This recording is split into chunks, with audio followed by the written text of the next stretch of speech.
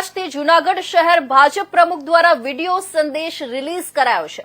જૂનાગઢ મહાનગરપાલિકાની ચૂંટણી જાહેર થતા જૂનાગઢ શહેર ભાજપ પ્રમુખ પુનીત શર્માએ પોતાની પ્રતિક્રિયા આપી છે। તેમણે કહ્યું છે તે સાંભળીએ। રોજ ગુજરાત ચૂંટણી પંચ દ્વારા નગરપાલિકા, તાલુકા પંચાયત, જિલ્લા પંચાયત અને એક કોર્પોરેશનની ચૂંટણીનું જાહેરનામું પ્રસિદ્ધ કરવામાં આવ્યું છે।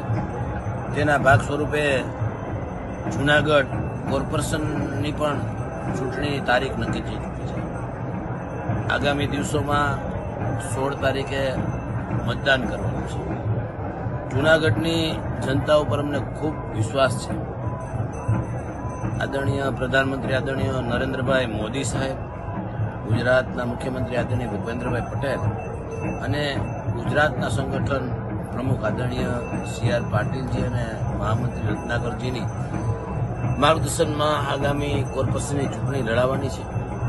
ગઈ વખતે 60માંથી 54 સીટ સાથે ભારતીય જનતા પાર્ટીનું કોર્પોરેશનમાં અત્યારે શાસન ચાલી રહ્યું હતું। જે રીતે વિકાસના કામ કર્યા છે અને જૂનાગઢની જનતા વિકાસ સાથે અને ભારતીય જનતા પાર્ટીની વિચારધારા સાથે અમારી સાથે રહેશે એવો મને પૂર્ણ ભરોસો છે।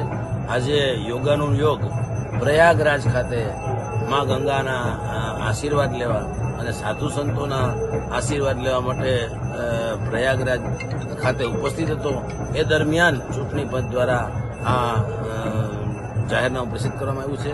હું જૂનાગઢની જનતાથી મને ખૂબ વિશ્વાસ છે કે આગામી દિવસોમાં પણ આ વખતે પણ ભારતીય જનતા પાર્ટીનું શાસન આપણે કોર્પોરેશનમાં આવશે।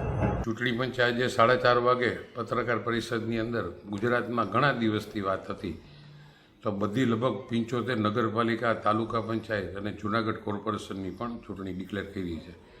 ખૂબ સારી વાત છે। અમે આખું ભારતીય જનતા પાર્ટી એને વધાવીએ છીએ।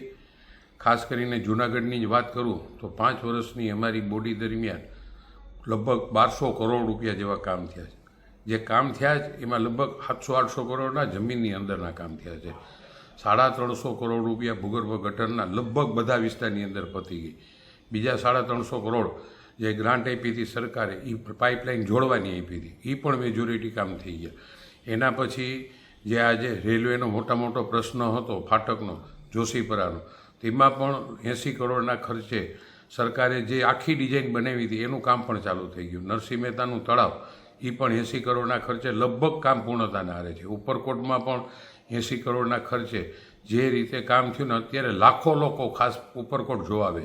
એ જ રીતે ભવનાથનું તમે ડેવલપમેન્ટ જો, 115 કરોડ રૂપિયા ધારાસભ્યશ્રીએ જ્યારે મંજૂર કરાવ્યા તો છેટ અત્યારે પણ એની લાઇટનું કામ તો ચાલુ છે, પણ ઉપર સુધી પાણી પહોંચી જાય એની પણ વ્યવસ્થાના કામ ચાલુ છે।